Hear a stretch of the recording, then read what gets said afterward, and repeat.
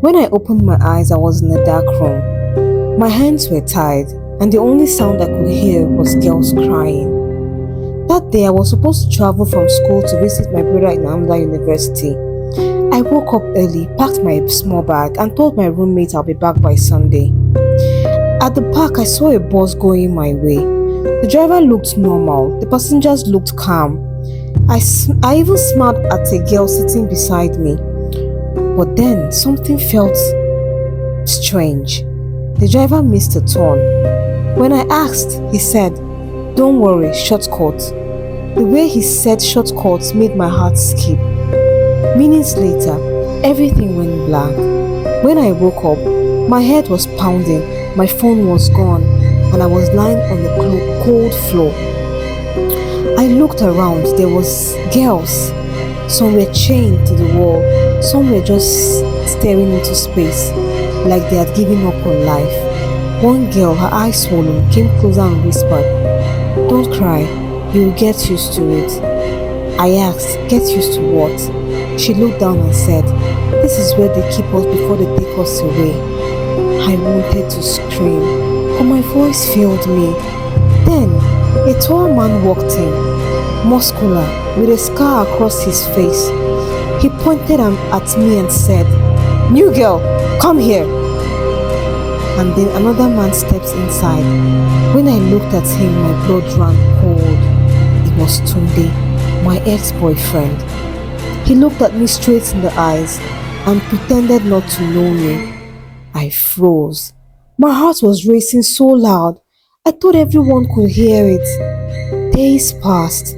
When we were fed once a day, rice and water. No one talked much. At night I could hear whispers, prayers and cries. One of the girls told me she had been there for 2 years. She had given birth twice, but both babies were taken from her. She said she never saw them again, that maybe they were sold. Every time she spoke, her voice cracked a little more. One night, I was half asleep when I felt a hand on my shoulder. I jumped. It was Tunde. He whispered, "Don't scream, I'm going to help you." At first, I didn't believe him, but then he pressed something cold into my hand. A knife. Metallic and cold.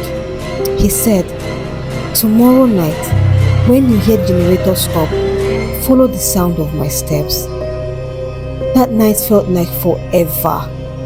When the generator finally stopped, I held my breath and listened. I followed the faint sound of footsteps. He opened the small back door and led me outside. We crept behind the compound walls. When we got to the fence, he helped me climb.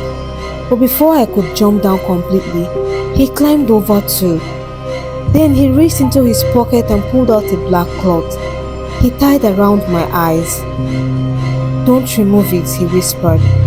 "Just follow me. And no matter what you hear, don't talk." We walked for what felt like an hour.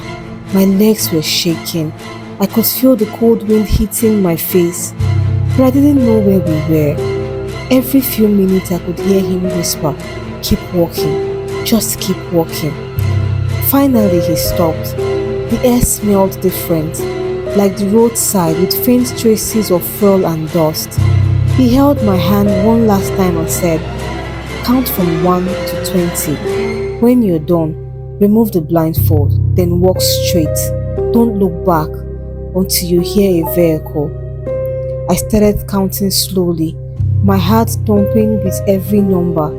1, 2, 3. By the time I got to 20, I could no longer hear him, only silence.